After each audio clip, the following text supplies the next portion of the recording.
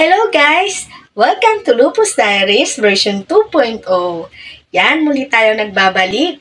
Andito na po ako muli. So, kumusta po kayo?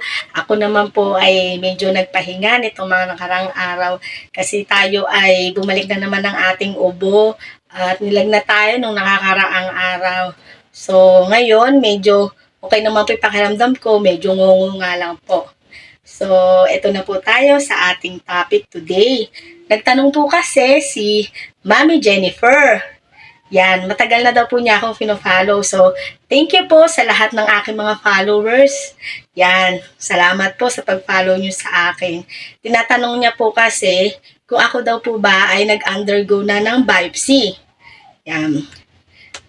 Sa totoo lang po, ako po ay may go signal na ni doktora para mag-undergo ng biopsy. Kaya lang po, sa kasamang palad, malaking pera din po kasi ang halaga na ilalabas mo. Hindi rin biro yung effort para mangyari yung biopsy na yun. So, sa pakiramdam ko naman po kasi, hindi ko pa siya ganun kailangan. Kaya lang naman kasi gusto ni doktora na mag-biopsy ako para dun daw mag-focus yung gamutan namin para malaman namin kung anong stage na daw po ba yung kidney ko. Yan. Nagte-therapy naman po ako dito sa may Aina. So, kahit papano, malaking tulong po talaga yun. Kasi nararamdaman ko dati, masakit yung balakang ko, pero ngayon hindi na. Nananakit yung pantog mo, yan.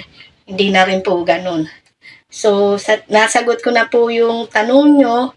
Sana po ay nasatisfy po kayo sa sagot ko. At gusto ko lang din po i-shout out si Mami Michelle Batan Corteza. Isa yan sa mga solid na followers ko. At lagi nag-aabang ng aking mga posts about lupus. Yan, sa lahat ng kapwa ko lupus warriors, sa mga followers, non-followers, at sa mga bashers, maraming salamat po. Thank you sa inyong malaking suporta. Yan. Bye-bye!